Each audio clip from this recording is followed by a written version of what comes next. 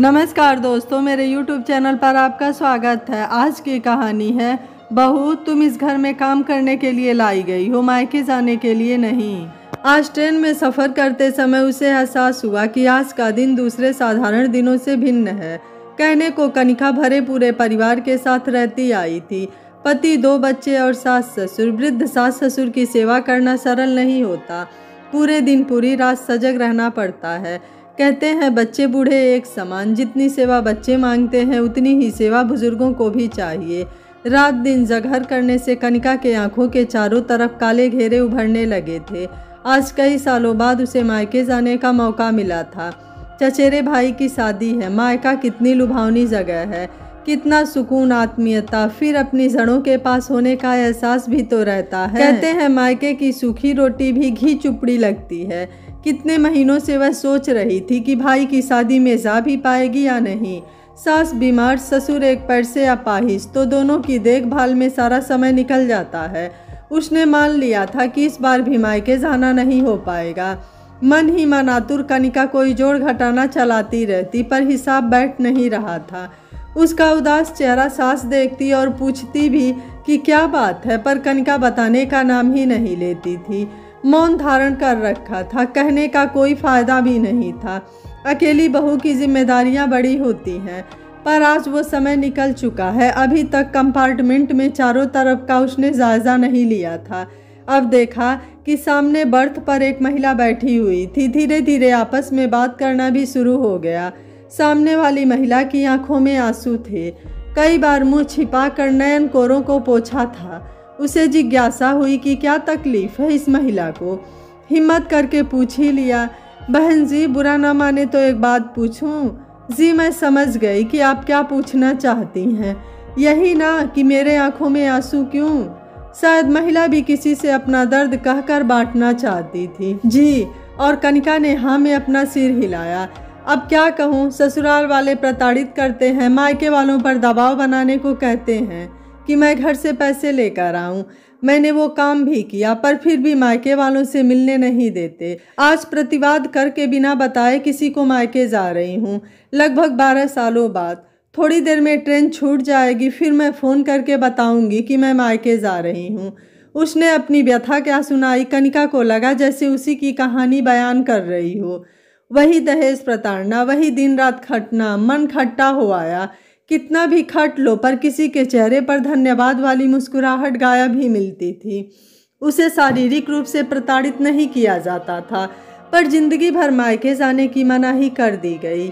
दहेज कम लाने की यही सजा उसे मिली थी। कनिका ने उस महिला को विश्वास में लेकर अपनी आप बीती सुनाई। सुनो बहन, ससुराल में शायद ही किसी महिला को मनपसंद आराम मिला हो। मुझे भी तुम्हारी तरह मायके जाने की आज़ादी नहीं थी, पर काम करते करते समय के साथ इतना अंतर आया कि दहेज वाली प्रताड़ना कम हो गई थी। शायद मायके ना जाने देने की सज़ा देकर उनको आत्मसंतुष्टि मिल गई होगी।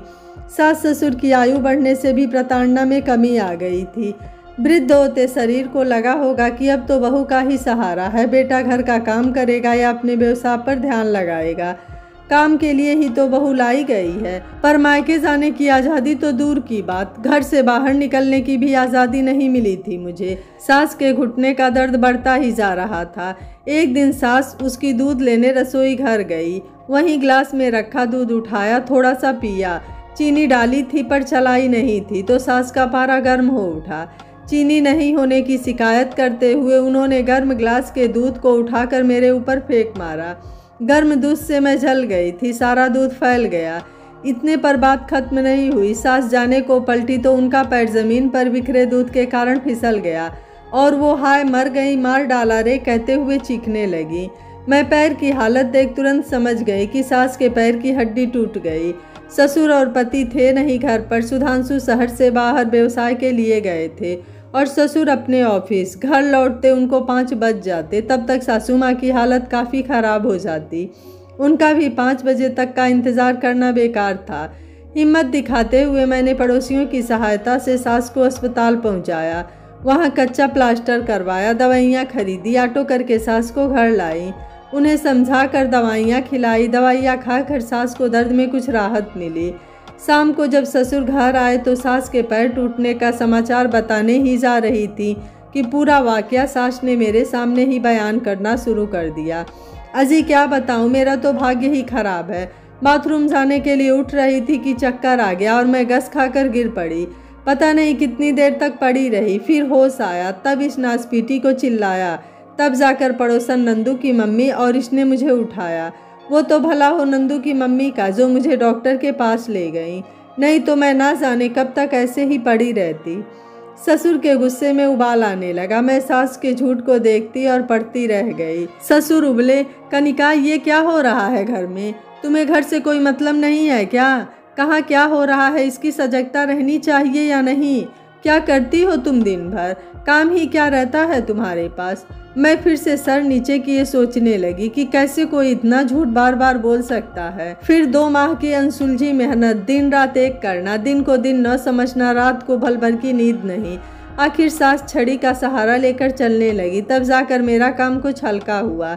इन सारे दिनों में सुधांशु ने मुझे जूझते देखा। कभी कभी सुधांशु मुझसे कह उठते, क्यों इतना मरती हो? क्या आराम करने का मन नहीं होता? बस तब सिर नीचा किए मैं सारी बात टाल जाती। कुछ कहने का अर्थ समझती थी। सास के ठीक होने तक ससुर के रिटायर होने का समय आ गया। रिटायर होने के बाद अब ससुर हर समय घर पर बने रहते। घर पर बने रहने से अब मेरे काम में दखलंदाजी भी करने लगे। कनिका जरा आज आलू मटर की कचौड़ी बना लेना, बहुत दिन हो गए बनी नहीं। जरा आज मक्के की रोटी सरसों का साग बना लेना और उसके साथ टमाटर की गुड़ वाली चटनी भी बना लेना। बथुए का रायता भी बना लेना और हाँ ज़रा पापड़ भी तल लेना। और सब सही से बनाना, ये नहीं कि बेगारी करके रख दो। अरे ऐसा करना कि आज मेथी वाले पराठे बना लेना, बथुए का रायता बनाना मत भूलना। मेथी अच्छे से धोना, ये ना हो कि पराठे किचकिचाएं। कनिका देखो, और मैं समझ जाती कि अब वो क्या कहने वाले हैं। यही कि तुमने पिछली से पिछली बार अच्छी कचौड़ी बनाई थी, बेगारी मत करना, आदि आदि। शायद मेरे भाग्य में आराम नहीं लिखा था। 2-4 दिन ही बीते होंगे कि ससुर को डॉक्टर को दिखाने की ज़रूरत पड़ गई।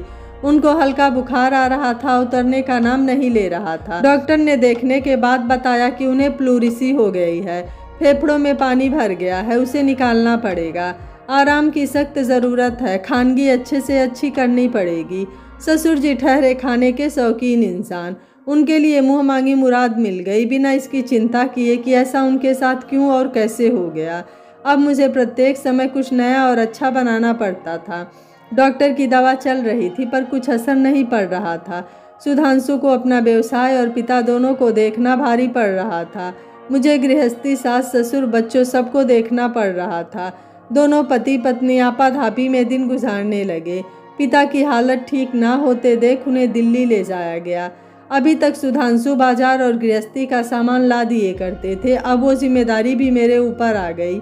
चकरघिन्नी क्या होती है समझ में आ गया, पर बिना कोई उफ किए मैंने सारा दायित्व अपने कंधों पर उठा लिया।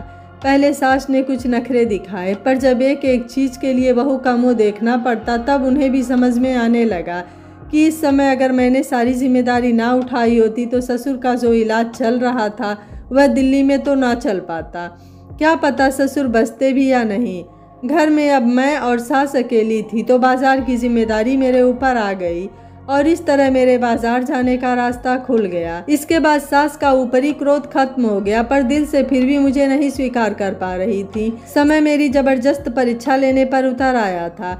सुधांशु पिता को लेकर दिल्ली में, सास की मजबूरी की पानी भी उन्हें बिस्तर पर चाहिए और खुद मुझे वायरल बुखार हो गया। अब तो बहुत मुश्किल हो गई। घर गृहस्थी का काम, सास को संभालना, बच्चों की देखभाल, बाजार की खरीदारी। इस पर कम से कम हफ्ते में 2-3 बार सुधांशु की दुकान जाकर वहां का हिसाब किताब भी देखना पड़ता था।